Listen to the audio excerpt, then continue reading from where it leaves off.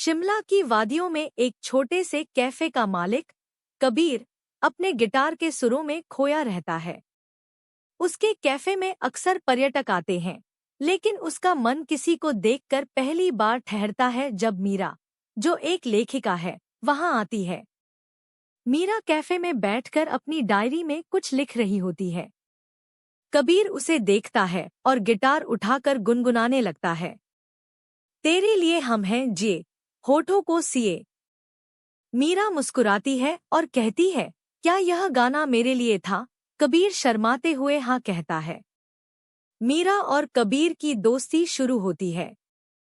दोनों पहाड़ों में घूमते हुए एक दूसरे को करीब से जानने लगते हैं।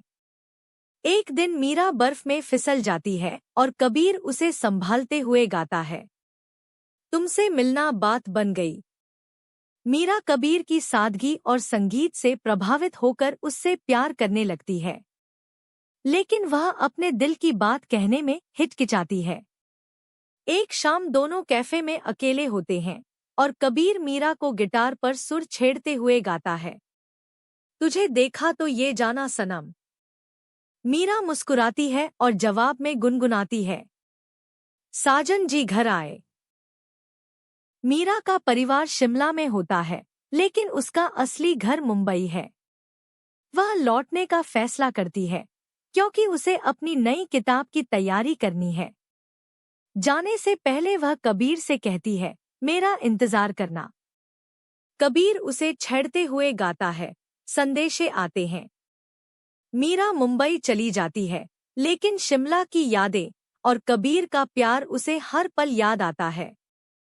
वह अपने अकेलेपन में लिखते हुए गाती है, ए दिल है मुश्किल। मीरा की किताब पूरी होती है और वह किताब कबीर को समर्पित करती है। वह शिमला लौटती है, लेकिन कबीर अब उससे बात नहीं करता। उसे लगता है कि मीरा उसे भूल चुकी है।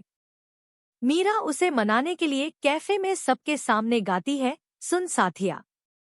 कबीर अंततः मान जाता है और दोनों अपने प्यार को फिर से जीवित करते हैं। कबीर और मीरा मिलकर कैफे में एक म्यूजिक नाइट आयोजित करते हैं।